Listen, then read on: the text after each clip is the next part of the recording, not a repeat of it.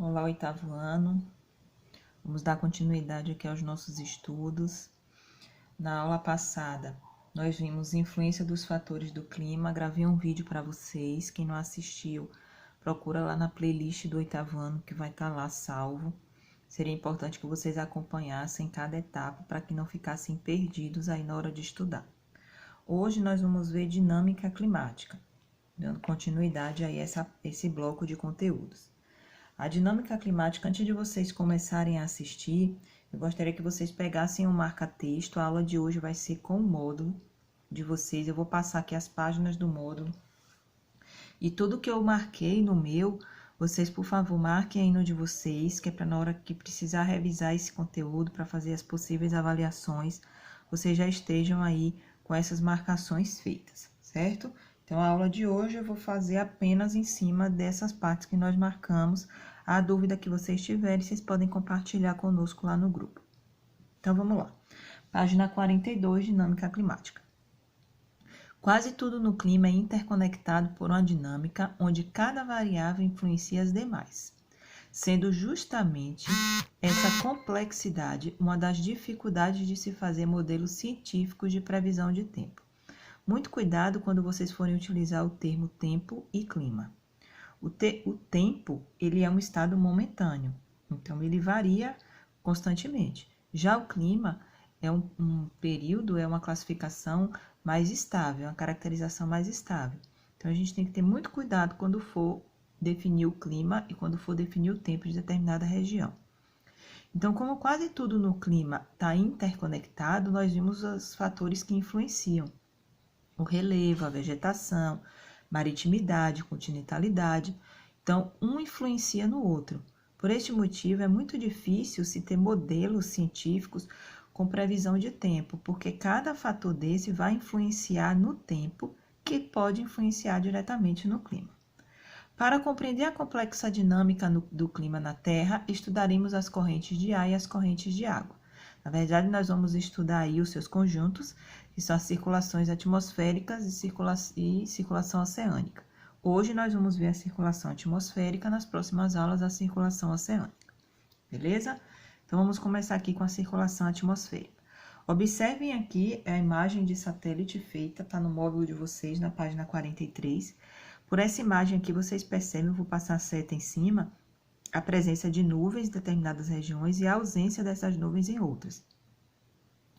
Então, nessa parte aqui de cima, onde vocês estão vendo a região amazônica, a gente caracteriza ela como região de zonas de baixa pressão, pela presença da quantidade de nuvens.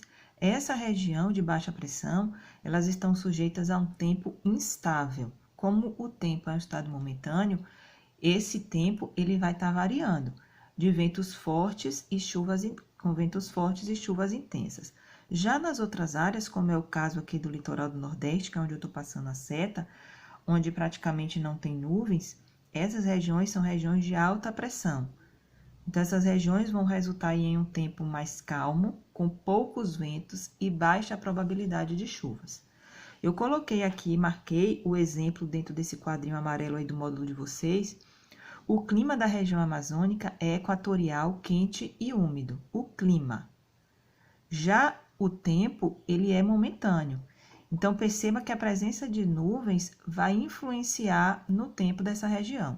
Então, essa região tem o clima equatorial, mas não significa que em alguns dias o tempo não possa estar mais frio ou mais seco.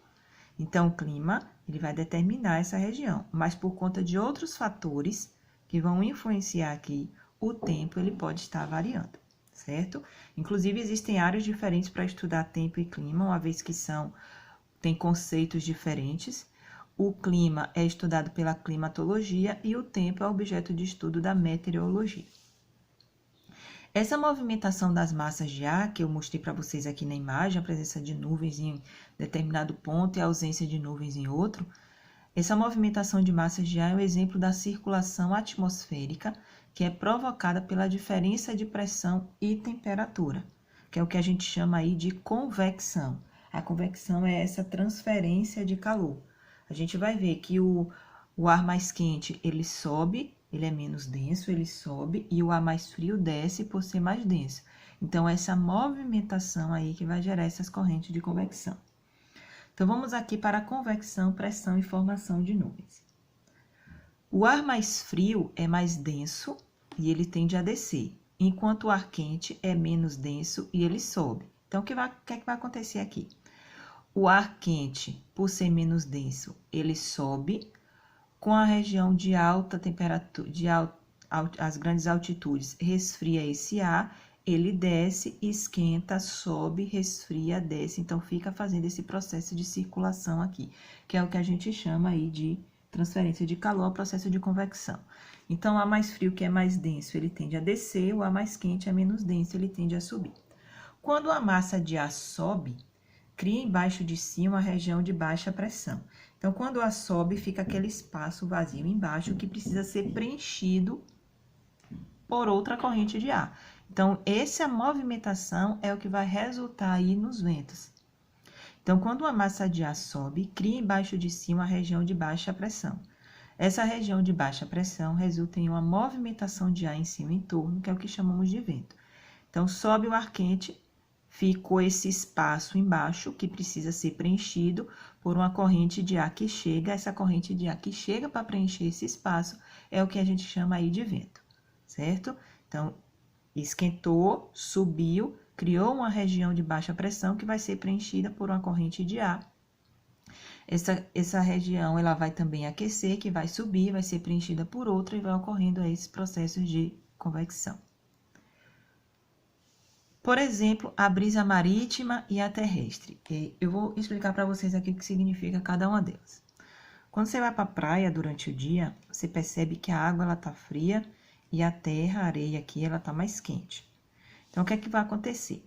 Como o ar que fica em cima da areia, ele está mais quente, ele é menos denso, ele sobe. Cria essa região de baixa pressão que vai ser preenchida pelo vento que vem do mar. Como o vento, como as correntes de ar que estão acima da água do mar, elas estão mais frias, quando você está na praia, às vezes você está lá embaixo do sombreiro e sente aquela brisa que a gente chama de brisa marítima, que é aquele ventinho gelado, aquele ventinho frio. Isso acontece durante o dia. Já à noite, vocês vão perceber a inversão, porque à noite a areia vai estar gelada e a água vai estar quentinha. Então, o ar que está em cima da água, ele vai estar quentinho, que sobe e recebe essa corrente de ar fria para aquecer e subir. Então, durante a noite, esse processo aqui ele vai ser invertido. Beleza? Vamos aqui agora para a página 45. A formação e a movimentação das nuvens estão intimamente relacionadas com a movimentação do ar. A gente estudou no 6º ano, processo de condensação, evaporação. Em outros momentos, vocês já devem ter estudado também o ciclo lá da água, formação de nuvens. Então, as nuvens, elas são formadas aí por essas gotículas de água que se condensam quando já estão pesadas e formam a chuva, isso a gente já estudou. Então, o conjunto de gotículas de água, líquida ou de cristais, é que vão formar aí a nuvem. Quando ela já está bem cheia, vamos dizer assim, né, que ela se condensa, aí ela precipita na forma de chuva. Não esqueçam que quanto maior a altura, menor a temperatura. Por isso que quando o ar sobe, ele resfria, fica mais denso e desce. Aquece, sobe, resfria, desce. Lembrem das correntes de convecção. O vapor não é visível. E se a nuvem pode ser vista, é porque ela não é vapor. Então, a nuvem ela não é formada de vapor, e sim por gotículas de água líquida. Elas vão ser condensadas, quando já estão bem cheias, elas vão se precipitar. Quando você cozinha na sua casa, lá ligou, botou água para ferver, começa a perceber essa fumaça aqui, essa fumaça são as gotículas de água que se condensam, por isso que elas são visíveis. Para haver formação de nuvens, é preciso que o vapor d'água se condense. Condensação é um processo de transformação física, que é do vapor para o líquido, ele se condensa. Existem 4 situações aí em que há a formação de nuvens. Primeira delas, uma superfície está aquecida por algum motivo. A segunda, a convergência de ar por causa de uma região de baixa pressão. Terceira, há o levantamento de ar em razão da topografia. E o último, esse levantamento se dá ao longo de frentes frias. E vou explicar para vocês cada uma dessas aqui. Vamos começar primeiro pela convecção. A convecção, vocês já sabem que a transferência de calor pode ser ascendente ou descendente. Olhem aqui o que está acontecendo. Eu já disse a vocês que o ar mais quente, ele sobe e o ar frio, ele desce. Então, a superfície aquecida aquece esse ar, que ele sobe. Quanto maior a altura, menor a temperatura. Então, resfria esse ar, ele desce, aquece novamente, sobe. E essa movimentação aqui das correntes de ar caracteriza-se a convecção. Convergência de ar. A convergência de ar ela é caracterizada pelo encontro de dois fluxos de ar provenientes de diferentes direções. Então, percebam aqui, ó, que está vindo de direções opostas. Estão vendo? As massas de ar, elas são forçadas a subir por conta disso. Então, como ocorre o encontro de dois fluxos de ar provenientes de direções diferentes, ele força esse ar a subir. Um exemplo que eu posso citar para vocês aqui é a zona de convergência intertropical que acontece aí os ventos do hemisfério sul e hemisfério norte, quando eles se encontram e forçam aí essa corrente de ar subir. O de baixo aqui, levantamento do ar em razão da topografia. O ar atmosférico ele pode ser forçado a levantar-se aí devido à sua topografia. Quando é forçado a subir, uma montanha ou cadeia de montanhas, ocorre a formação de uma nuvem que a gente chama de nuvem topográfica ou nuvens orográficas. Não sei se vocês já estudaram isso em geografia, são as formações de nuvens aí devido a esse tipo de formação. E o quarto aqui, levantamento de ar ao longo de frentes frias. Nas frentes frias, ocorre o encontro de duas massas de ar de características diferentes, uma quente e uma fria.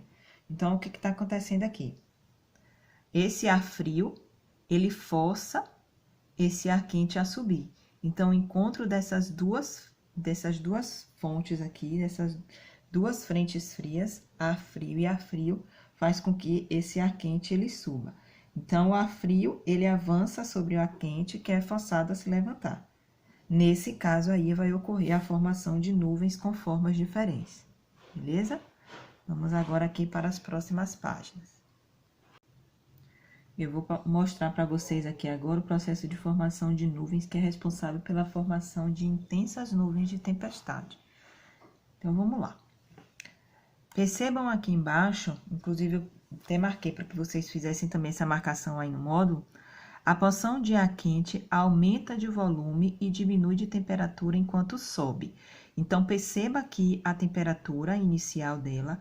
Quando ela vai subindo, ela vai diminuindo essa temperatura, porque eu já disse a vocês que quanto maior a pressão, menor a temperatura. Então, quanto mais vai subindo aqui, mais vai diminuindo a temperatura, ao mesmo tempo em que ela se expande. Então, perceba também a diferença de tamanho aqui. Então, é a formação de nuvens que ocorre dessa forma que são responsáveis, como eu já disse a vocês, pelas intensas nuvens de tempestade. Olhem aqui na imagem seguinte, ó. Conforme a temperatura diminui, parte do ar úmido se condensa e forma gotículas que compõem a nuvem. Olhem a nuvem quente, o ar quente, ele sobe, vai formando nuvens cada vez maiores. Quanto mais elevado, mais resfria e mais se expande. Ok? A bolha de ar quente se expande enquanto sobe na atmosfera.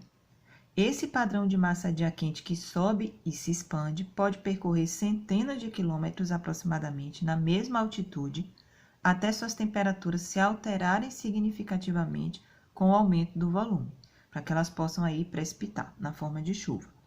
Quando a porção de ar sobe na atmosfera, quanto maior a altitude, menor a pressão. Deixa próximo à superfície uma região de baixa pressão que precisa ser preenchida pelas massas de ar em seu entorno, é o que dá origem aos ventos, como eu já havia explicado a vocês nas imagens anteriores aí do módulo. O ar quente ele sobe, forma essa região de baixa pressão, esse espaço que ficou vazio ele precisa ser preenchido. Então, essa movimentação das massas de ar do seu entorno é o que a gente caracteriza aí como ventos, certo? Nas próximas aulas aí nós vamos ver a circulação geral da atmosfera e a circulação oceânica.